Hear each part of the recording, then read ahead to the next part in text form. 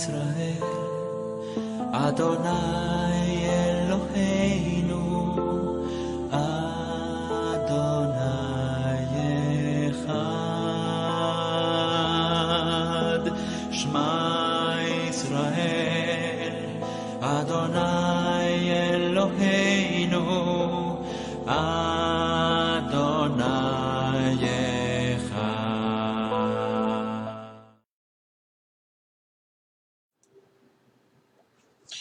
Shalom. En esta ocasión vamos a continuar con el libro de Marcos, capítulo 9 en esta ocasión.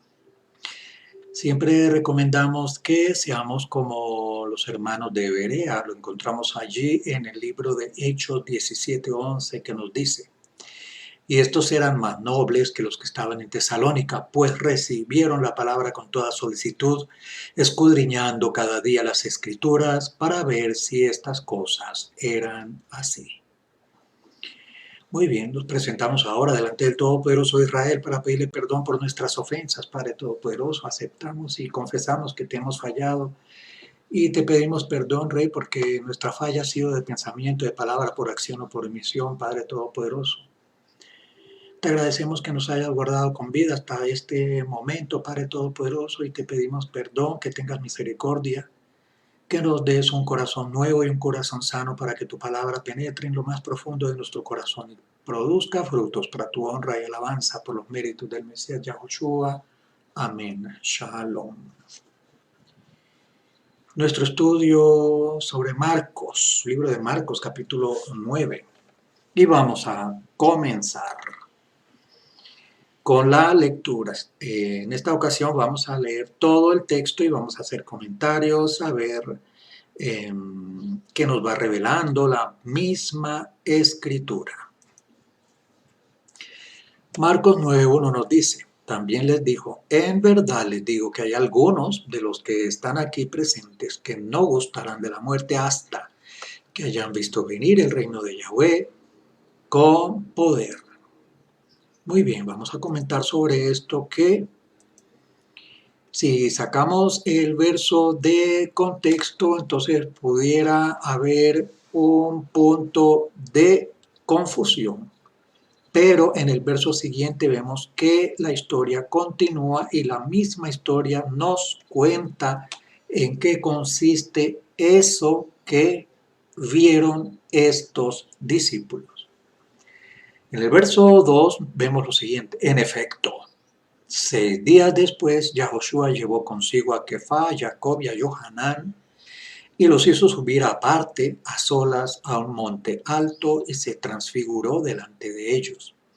Sus vestiduras se volvieron brillantes, mucho más blancas de lo que pudiera blanquearlas ningún lavandero en la tierra. También se les apareció Eliyahu con Moshe y estaban hablando con Yahushua. Muy bien, vamos a tener a la mano una versión tradicional para que vayamos cotejando los versos en dos diferentes versiones. También recomendamos siempre a las personas que nos acompañan en estos estudios que tengan a mano sus textos de estudio y vayamos cotejando diferentes versiones y poniendo cuidado a los diferentes conceptos o comentarios que se van haciendo. Aquí en esta versión vemos el mismo orden. Pedro, Jacob y Johanán. Los llevó aparte a un monte alto y se transfiguró delante de ellos. Muy bien, el maestro había anunciado en el verso 1 que algunos de los que estaban allí en esa reunión verían el reino de Yahweh con poder. Y así fue, en efecto, nos dice el texto, 6 días después, estas 3 personas escogidas que se convirtieron en los pilares fundamentales de la enseñanza y de la proclamación de las buenas nuevas. Pedro, Jacobo y Juan, los 3 escribieron algunos de los libros del pacto restaurado o renovado. ¿Qué vieron ellos? Vieron al Mesías transfigurado, con un fuerte resplandor y con unas vestiduras muy blancas. Igualmente, junto al Mesías estaba Moisés y estaba Elías, en ese orden. Eliyahu y Moisés estaban con Yahoshua. Vamos a ver la reacción de estos hombres, sobre todo Kefa, que era un hombre impulsivo, un hombre de fuertes y a veces no muy pensadas decisiones. En el verso 5 reaccionó Kefa, intervino y le dijo a Yahoshua, Rabí, es bueno que nos quedemos aquí. Así que levantemos 3 enramadas, una para ti, otra para Moshe y otra para Eliyahu. Definitivamente Kefa distinguió a estas 3 personas y en su humanidad intervino y se le ocurrió, lo primero que se le ocurrió fue hacer 3 enramadas, 3 construcciones con madera, con ramas, con palmas. Vamos al verso 6, esa fue la reacción, la emoción inicial de Kefa y fue su reacción impulsiva. Vamos al verso 6 que nos dice, pero él no sabía lo que decía porque estaban sobrecogidos de terror. Podemos imaginarnos ellos allí somnolientos, recostados, medio dormidos y de pronto ver ese resplandor tan fuerte y a estas personas que ellos reconocieron como Moisés y como Eliyahu. De alguna manera tuvieron que haberlos identificado. Vamos al verso 7. Entonces vino una nube que los cubrió con su sombra y de la nube salió una voz que dijo, este es mi hijo amado, óiganlo a él. Así que tenemos otra manifestación, ya habíamos escuchado algo parecido en el asunto de cuando el maestro hizo inmersión con Yohanan el inmersor, y ahora unas palabras parecidas en este verso 7, pero solamente a estos 3 discípulos escogidos. Este es mi hijo amado, óiganlo a él. Así terminó la visión, porque en el verso 8 nos dice, de repente miraron alrededor y ya no vieron a nadie más con ellos, sino a Yahoshua. Mientras bajaban del monte, Yahoshua les ordenó que no le contaran a nadie lo que habían visto hasta después que el Hijo del Hombre se levantara de entre los muertos. Y ellos se reservaron el asunto, comentando entre ellos mismos qué significaría aquello de levantarse de entre los muertos. Algunas de las frases que utilizaba el maestro Yahoshua en sus enseñanzas con sus discípulos aún todavía no eran comprendidas totalmente por sus discípulos más cercanos, como fueron Kefa, Yohanan y Jacob. Entonces el maestro sigue en esta reunión y en el verso 11 vemos que ellos le preguntaron, porque dicen los escribas que Eliyahu tiene que venir primero. ¿Por qué dicen los escribas que Eliyahu tiene que venir primero? Por supuesto que los escribas decían eso porque lo vemos en Malaquías, que se habla también de que Eliyahu tendría que el espíritu de Eliyahu. En el verso 9, 12 vamos a ver si hay alguna cita acá en esta otra versión acerca de Eliyahu. Malaquías 4, 5. Vamos a buscarlo, por favor. Malaquías 4, 5 es el último libro de el Tanaj. Es el último profeta que aparece por allí. y 4.5 prácticamente está al final del libro, porque el verso precisamente de Malaquías 4.5 dice lo siguiente: acordaos de la ley de Moisés, mi siervo, el cual encargué en Horeb ordenanzas y leyes para todo Israel. Bueno, bonito que nos hayamos encontrado con este verso, porque aquí hay una orden. Aquí está hablando el Todopoderoso directamente con el profeta Malaquías, y él da la orden que la ley de Moisés está encargada para todo Israel y que debemos acordarnos. Ya no podemos olvidarnos de la ley de Moisés. Y bien, el verso en cuestión, el verso que nos compete en este caso, el 5 nos dice: aquí yo os envío el profeta Elías antes que venga el día de Yahweh, grande y temible. Algunos decían que ese Elías del que se mencionaba allí era Juan el Inmersor, y en fin.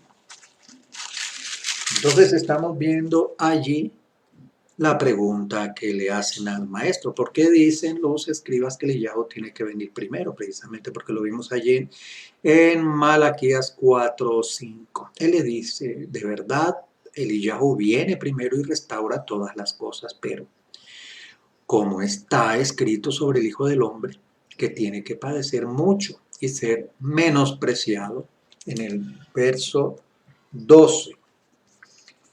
A la verdad, Elías vendrá primero y restaurará todas las cosas. Así que tenemos aquí una frase del maestro que nos pone a meditar. Aquí estamos viendo que viene Elías. Y si nos ponemos nosotros a investigar qué era lo que enseñaba Elías, y en particular y en general todos los profetas, era precisamente la restauración. Y aquí estamos viendo que se habla de la restauración de todas las cosas. Así que en los tiempos finales habrá una restauración de todas las cosas. Y todos, el plan del Todopoderoso por medio de todos sus profetas se realizará, incluido el mismo Maestro Yahoshua, para lograr ese objetivo de la restauración de todas las cosas. Así que habrá un propósito, habrá un espíritu, habrá una guía, una meta, que es precisamente la restauración de todas las cosas. Pero parte de ese plan de la restauración de todas las cosas incluye el padecimiento del Hijo del Hombre y el hecho de ser menospreciado, como el mismo Mashiach lo expresa en el verso 12. Sin embargo, les digo que Eliyahu vino ya, e hicieron con él todo lo que quisieron, tal como está escrito de él. En el verso 12 nos dice que Eliyahu viene primero y restaura, pero en el verso 13 dice que vino ya.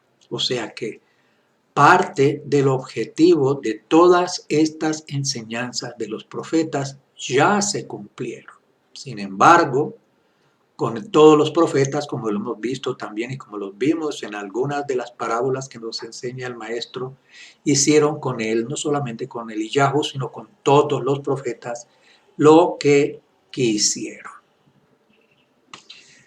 Vemos aquí en el verso 14 ya un cambio de escena, y nos dice el texto lo siguiente: cuando llegaron donde los otros discípulos, vieron una gran multitud alrededor de ellos y a unos escribas que argumentaban con ellos. La palabra argumentar es mostrar argumentos, justificar con argumentos una teoría, una enseñanza, una idea. Así que no estamos aquí viendo una contienda, una pelea con palos y con machetes, estamos viendo una discusión sobre diferentes temas con argumentos. Cuando llegaron donde los discípulos, una gran multitud y unos escribas argumentaban con ellos. Vamos al verso 15 y nos dice: enseguida, cuando toda la gente lo vio, se sorprendió y corrieron hacia y a él para saludarlos. Y les preguntó qué argumentaban ustedes con ellos. Uno de la multitud respondió: Rabí, te traje a mi hijo porque tiene un espíritu mudo. Y donde quiera que se apodera de él, lo derriba, echa espumarajos y cruje los dientes y se está consumiendo. Le hablé a tus discípulos para que lo expulsaran, pero no pudieron. Vamos a ver qué nos enseña el maestro en este pasaje. Él respondió y les dijo: ay, generación incrédula, ¿hasta cuándo tendré que estar con ustedes? ¿Hasta cuándo tendré que soportarlos? Tráiganmelo. La respuesta del maestro a esta persona que trae a un hijo que tiene un espíritu mudo y fuerte, lo tira al piso. Verso 20 dice: lo trajeron, y cuando el espíritu lo vio, enseguida convulsionó al muchacho, quien cayó en tierra revolcándose y echando espumarajos. Yahoshua le preguntó al padre: ¿cuánto tiempo hace que le sucede eso? Él dijo: desde niño. Muchas veces lo echan en el fuego o en el agua para matarlo, pero si puedes hacer algo, ten compasión de nosotros y ayúdanos. Yahoshua le dijo: si puedes, para el que tiene fe, todo es posible. Inmediatamente el padre del muchacho exclamó: yo tengo fe, ayuda mi poca fe.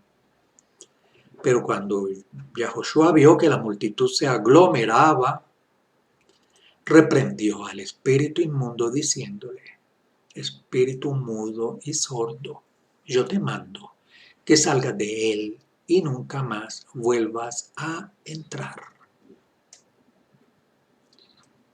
Entonces, clamando y convulsionando con violencia, el espíritu salió y el muchacho quedó como muerto, de modo que muchos decían que estaba muerto. Pero Yahoshua lo cogió de la mano y lo enderezó, y él se levantó. Cuando él entró en una casa, sus discípulos le preguntaron en privado: ¿por qué no pudimos echarlo fuera nosotros? Estamos viendo en este pasaje un tema de fe. Lo vemos allí desde que los discípulos están enfrentando este caso de esta persona que desde niño era mudo y era presa de este espíritu malo. En el verso 29 vemos lo siguiente: él les dijo: este género no puede salir con nada sino con oración. Así que habíamos visto que estos discípulos habían recibido de parte del maestro, habían recibido poder para expulsar espíritus malos.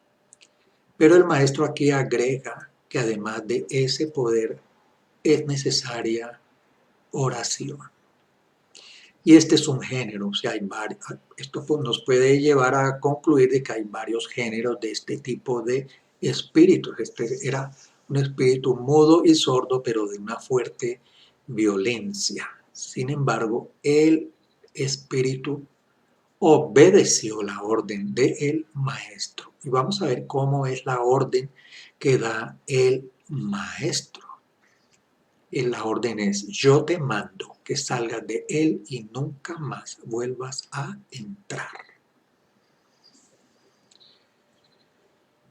Así que el maestro les informa que ese género, ese tipo de espíritus, ese tipo de situaciones salen con oración.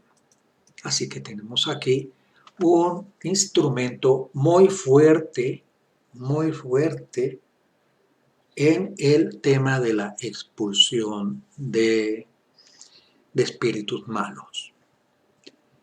Bueno, aquí entonces en el 30 vemos un cambio de escena y nos dice el texto lo siguiente: después de salir de allí, caminaban por el Galil. Él no quería que nadie lo supiera porque estaba impartiendo enseñanzas que eran para sus discípulos y les decía, al Hijo del Hombre lo entregarán en manos de los hombres y lo matarán, pero aunque lo matarán, resucitará después de 3 días.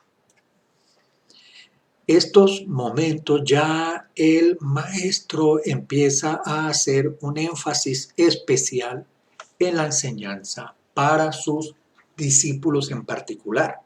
Para ellos iba a ser muy difícil poder entender que este maestro al que ellos identificaban como el Hijo del Todopoderoso tuviera que pasar por todas estas situaciones. Y lo vemos allí en el verso 32. Pero ellos no entendían esta declaración y tenían temor de preguntarle. Estaban ellos en el área de Galilea, como lo vemos allí en este verso 29. Caminaban por el Galil. 33. Entonces hay un cambio de escena y llegan a Cafarnaúm, y cuando estuvo en la casa les preguntó qué discutían entre ustedes por el camino. O sea que había una casa en Cafarnaúm en la cual ellos se reunían. Verso 34. Pero ellos se quedaron callados porque lo que habían discutido entre ellos por el camino era sobre quién era el más importante. Verso 35. Entonces se sentó, llamó a los 12 y les dijo, si alguno quiere ser el primero, deberá hacerse el último de todos y el servidor de todos.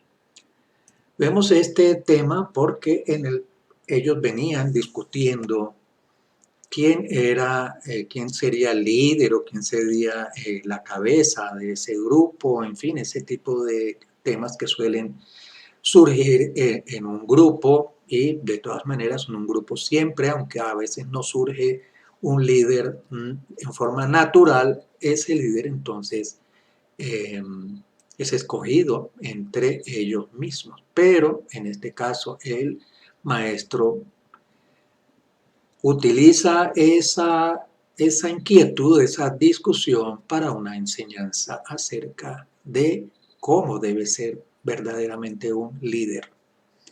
Si alguno quiere ser el primero, deberá hacerse el último de todos y el servidor de todos.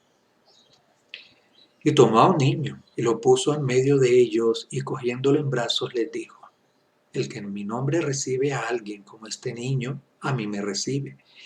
Y el que a mí me recibe, no me recibe a mí, sino a aquel que me envió. Aquí hay unos detalles interesantes, vamos a detenernos un momento. El maestro está utilizando la figura de un niño para darnos una enseñanza. Tomó a un niño y lo puso en medio de ellos. Y la enseñanza es, el que en mi nombre recibe a alguien como este niño. ¿Quién puede ser como un niño? Un niño es alguien inocente, un niño es alguien que todavía no ha aprendido las mañas de los adultos, que todavía no tiene ese corazón corrupto y pervertido que se va adquiriendo con el crecimiento en medio de una sociedad corrupta que ha pervertido todos los estamentos familiares y sociales. Un niño todavía permanece en un estado de expectativa, como un libro abierto, esperando a que se escriba en él. Es la figura que nos muestra nuestro maestro. Y él dice que una persona con esa actitud de aprender, de estudiar, con un corazón abierto, dispuesto a recibir la enseñanza y la información, lo está recibiendo a él. Y el que lo recibe a él, recibe a aquel que lo envió. Vemos aquí entonces que hay alguien que es enviado y que hay alguien que envía. Hay alguien que envió al maestro Yahoshua. con alguna misión especial y el enviado es el Mesías. Y volvemos al tema de los demonios en el verso 38 y dice: Johanán le dijo: Rabí, vimos a alguien que echaba fuera demonios en tu nombre y se lo prohibimos, porque no andaba con nosotros. Y vamos a ver de una vez la respuesta de Yahoshua: no se lo prohíban, porque nadie que haga un milagro en mi nombre podrá después hablar mal de mí. En este caso vamos a analizar varios detalles. Primero, el hecho de echar demonios en el nombre del Mesías no era en particular una prerrogativa exclusiva de estos discípulos, porque había otra persona que estaba allí con esa misma facultad o facilidad. Ellos se tomaron la autoridad de prohibirle a esa persona que siguiera echando demonios en el nombre del Maestro, el Mesías. El Maestro les informa: no se lo prohíban, porque nadie que haga milagros en su nombre podrá hablar después mal de mí. O sea, ¿qué podemos concluir aquí? Que el Maestro acepta que fuera de ese grupo particular, exclusivo, entrenado por él, también puede haber otras personas que han recibido estas prerrogativas, pero estas prerrogativas incluyen el hecho de que estas personas también tienen que ser unas personas escogidas, unas personas que han sido transformadas, unas personas que, a pesar de no pertenecer a ese grupo especial, son personas que han recibido por medio de la fuerza y el poder, han recibido esa facultad. Y esas personas han recibido una conversión a tal forma que conocen al Maestro, echan demonios en el nombre del Maestro y por supuesto están del lado del Maestro. Así que no solamente es un grupito allí escogido, bien entrenado, sino que también fuera de ese grupo hay otras personas a las cuales por medio de su fe, de su conversión, se les ha dado también ese poder. Es lo que podemos resumir y concluir de esta parte. Y cierra el tema con el verso 40 que nos dice: el que no está contra nosotros, está con nosotros. Así que hay, además de estos grupos especiales, también hay otras personas que están con el Maestro, están con el Mesías y han recibido ese poder que no es a cualquiera que se le da, pero también indica que estas son personas especiales y escogidas. Ahora hay un detalle interesante que el Mesías está repitiendo aquí, que en el verso 39, en mi nombre, y en el verso 41, en mi nombre. Ahora, tendremos que tener claro cuál es el nombre correcto del Maestro Yahoshua, porque no puede haber una persona haciendo milagros o echando demonios. ¿En qué nombre lo están haciendo o pueden hacerlo o tienen la capacidad de hacerlo en otro nombre diferente al propio nombre del Maestro Yahoshua? Pues el que no está contra nosotros, está con nosotros. Lo vemos en el verso 40. Y en el verso 41, cualquiera que les dé un vaso de agua en mi nombre, porque ustedes son del Mashiach, en verdad les digo que jamás perderá su recompensa. Así que tenemos aquí que hay personas que colaboran con la obra, colaboran con este grupo, colaboran con esta misión de estas personas de llevar el mensaje de estos enviados. Y habrá personas que les va a colaborar. El maestro pone el ejemplo de un vaso de agua, así sea un vaso de agua, pero que lo haga en su nombre. Tendrá recompensa. Personas que colaboran, que asumen una posición de compañerismo con estas personas que están encargadas de todas estas tareas que les deja el maestro, también tendrán su recompensa. O sea que no solamente aquellos que pertenecen a este grupo entrenado especial, sino que hay otras personas por fuera de ese grupo que también creen, también tienen fe, también respetan Torah y también colaboran con ellos. Pero también nos muestra el aspecto contrario el maestro en el verso 42. Pero cualquiera que haga tropezar a uno de estos pequeños que creen en mí, mejor le fuera que le ataran una grande piedra de molino al cuello y que lo echaran al mar. Así que hay personas que colaboran, que están en el mismo pensar, en el mismo objetivo, del mismo lado del Mesías. Conocen el nombre del Mesías y en el nombre del Mesías colaboran con la obra. Otros que en el nombre del Mesías, sin pertenecer a ese grupo especial, reciben la facultad también de hacer milagros en el nombre del Maestro, inclusive de echar demonios. Tienen que ser personas supremamente especiales, creer en el nombre del Maestro y creer en su enseñanza y conocer cuál es el mensaje de las buenas nuevas. Pero, y también está el grupo escogido que tiene en particular esta labor y esta tarea.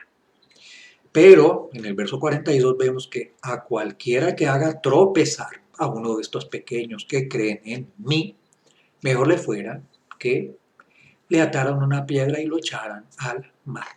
Así que habrá también, así como hay personas que colaboran con la obra de proclamación del mensaje de las buenas nuevas, también hay personas que por su ignorancia o por su corazón duro o por no comprender el verdadero mensaje, pueden hacer tropezar a estos pequeños que creen en el Mesías. Aquí estamos viendo que hay otras personas que hacen tropezar a estas personas que creen en el Mesías. Tendríamos que preguntarnos, ¿qué es creer en el Mesías? Ante todo tenemos que saber cuál es su nombre, cuál es su función, cuál es su labor, qué hizo, qué va a hacer, qué le falta por hacer y qué seguirá haciendo. Así que no es cualquier persona que puede decir que ha creído en el Mesías. Y nos pone unos ejemplos muy extremos. No vamos a tomar estos ejemplos literales porque tendríamos una ciudad o un país de gente mocha. Aquí lo vemos en el verso 43, sería Mochilandia o algo así, gente sin brazos y sin ojos, en fin, esos son ejemplos que el maestro coloca, unos ejemplos extremos, tan extremos es para que nos pongan a reflexionar que es mejor que nos cortemos una mano a que por esa mano tropecemos en nuestra vida, en el camino estrecho, en el camino del Maestro, del Mesías, y en el camino que mira y que lleva a la vida que ofrece el Todopoderoso Soberano. Y nos está poniendo aquí un ejemplo extremo, pero de tal manera que nos ponga a reflexionar. Si tu mano te hace tropezar, córtatela. Te conviene más entrar manco a la vida que teniendo dos manos. Ir al crematorio, al fuego inextinguible. Así que tenemos, como nos habla el discípulo Shaul en muchos de sus textos, estamos en un cuerpo corruptible, un cuerpo que obedece a los instintos más bajos, un cuerpo que nos hace tropezar y que nos hace caer. Así que la enseñanza es que tengamos templanza, tengamos control de nuestros pensamientos, que es donde se origina todo el proceso de pecado que baja al corazón y se convierte en órdenes y en hechos nefastos y de consecuencias impredecibles. Dice el maestro que es más conveniente entrar sin un brazo a la vida que teniendo todo e irnos al fuego inextinguible, al crematorio. Crematorio es el lugar donde creman a los cadáveres, al fuego inextinguible. Así que tenemos aquí varias figuras que el maestro utiliza para enseñarnos acerca de que hay una buena enseñanza, que hay personas que colaboran en esa buena enseñanza, pero también hay personas que hacen tropezar. Tenemos aquí los dos mundos. Aquí hay un verso que aparece en corchetes. Vamos a ver cómo aparece aquí en la otra versión, el 44, donde el gusano de ellos no muere y el fuego nunca se apaga. Aquí también tenemos otra figura que se entiende dentro del contexto hebreo y hay unas palabras, unas frases especiales para indicar este castigo tan fuerte que pareciera que el gusano siempre estuviera ahí haciendo su tarea y que el fuego no se apaga. Y nos insiste el maestro en este tema en el verso 45. Si tu pie te hace tropezar, córtatelo. Te conviene más entrar cojo a la vida que teniendo dos pies ser echado al infierno. Vamos a comparar estos dos textos. Primero nos habla de la mano que nos hace tropezar. Aquí nos habla del pie que nos hace tropezar. Luego habla de el crematorio en el verso 43, fuego inextinguible, y en el verso 45 nos habla de ser echados al infierno. O sea que aquí estamos en distintas palabras, el maestro está llevándonos a pensar en el mismo tema. Si la vida está aún entrando cojos, entrar a la vida, entonces lo contrario de la vida sería la muerte. La muerte como ser echado al infierno y como ser echado al fuego inextinguible. Con respecto a este tema también tenemos varios estudios en nuestro sitio regresando a las raíces.org acerca de la vida y de la muerte, el infierno, que sugerimos que también lo puedan considerar. Allí tenemos la figura del gusano que no muere y del fuego que no se apaga dos veces, tanto en el verso 44 como en el verso, vamos a ver, 46. Y lo tenemos en esta versión, que es la israelita nazarena que estamos utilizando. Aparece en corchetes en la versión tradicional, no aparece en forma normal, simple. Y vamos con la misma figura que el maestro nos está mostrando. La usa 3 veces. Y aquí nos está hablando del ojo, verso 47. Si tu ojo te hace tropezar, sácalo. Mejor te es entrar con un solo ojo al reino de Elohim, que teniendo dos ojos ser echado al infierno. Muy bien, entonces tenemos, aunque hay muchos motivos para el tropiezo, el maestro menciona 3 en particular en este pasaje. 1, la mano, 2, el pie y 3, el ojo. Esos 3 nos pueden hacer tropezar. En un tropiezo perdemos la vida. En el verso 43 perdemos la vida. En el verso 47 perdemos el reino de Elohim. En los 3 versos, que tratan este tema, aparece la figura donde su gusano no muere y el fuego no se apaga. Así que tenemos aquí 2 conceptos, la vida y la muerte expresados de diferente manera. Tenemos la vida entrando cojos y la muerte entrando con los 2 pies, la muerte como el infierno. La mano entrando con unas manco y entrando a la vida, y lo contrario, la muerte yendo al crematorio y al fuego inextinguible. Y en el último verso, echado al infierno, o sea, la vida en contraste con la muerte expresada de diferentes maneras.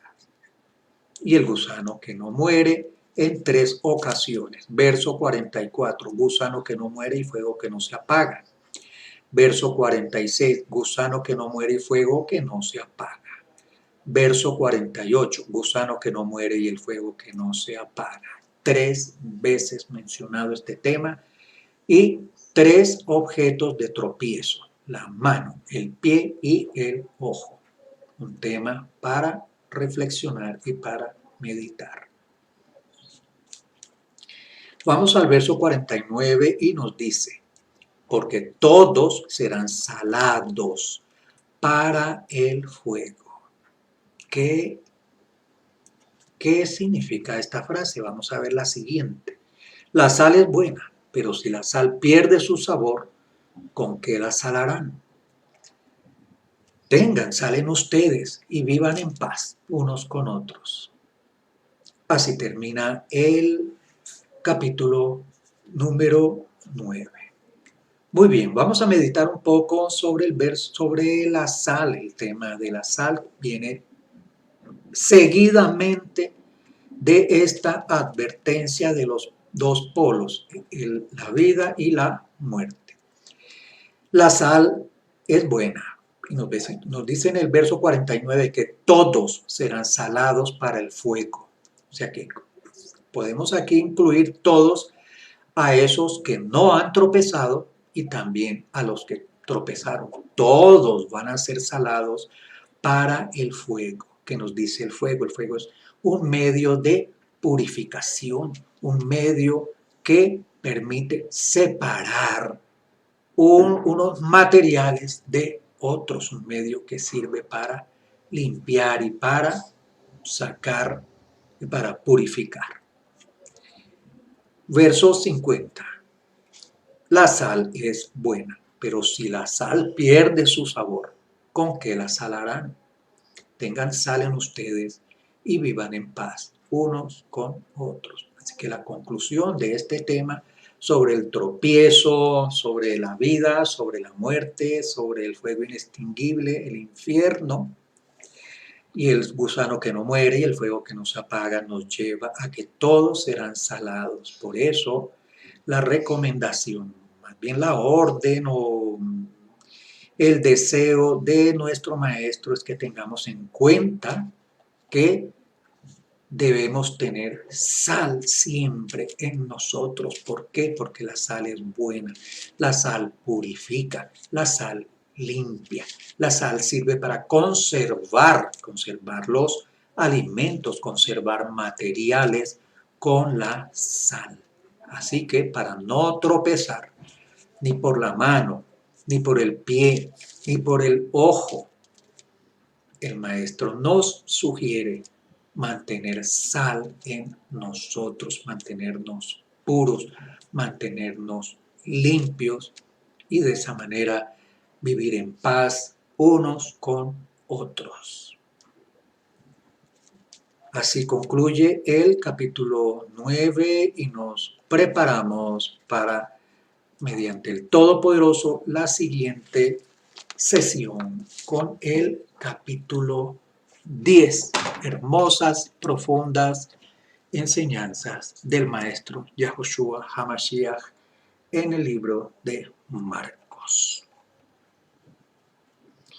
De esta manera le agradecemos al Todopoderoso de Israel por habernos permitido la vida hasta este momento, estos medios de comunicación, este tiempo tan importante de restauración de todas las cosas y que nos haya permitido conocer su Torá, agradeciendo al pueblo judío que organizó, guardó, protegió la Torá y pudimos en el mundo occidental conocer esta maravillosa palabra del Todopoderoso, el Creador del universo, del cielo y de la tierra, para su pueblo, para la humanidad entera, pero a través del pueblo de Israel, que debiera ser ejemplo y luz, la luz que no se puede ocultar, la palabra del Todopoderoso, el Mesías Yahoshua como el medio del Padre Todopoderoso para realizar este plan de restauración. Al Todopoderoso de Israel toda honra, alabanza y adoración por los méritos del Mesías Yahoshua. Amén. Shalom y hasta otra ocasión.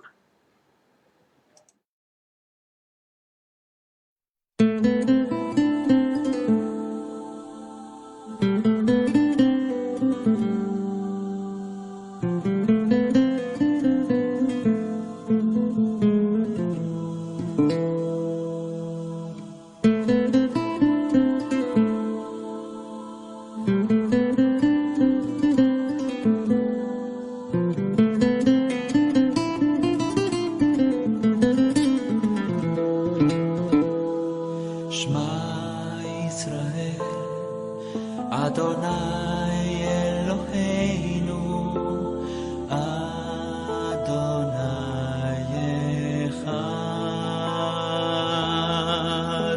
Shema Yisrael, Adonai Eloheinu, Adonai Echad.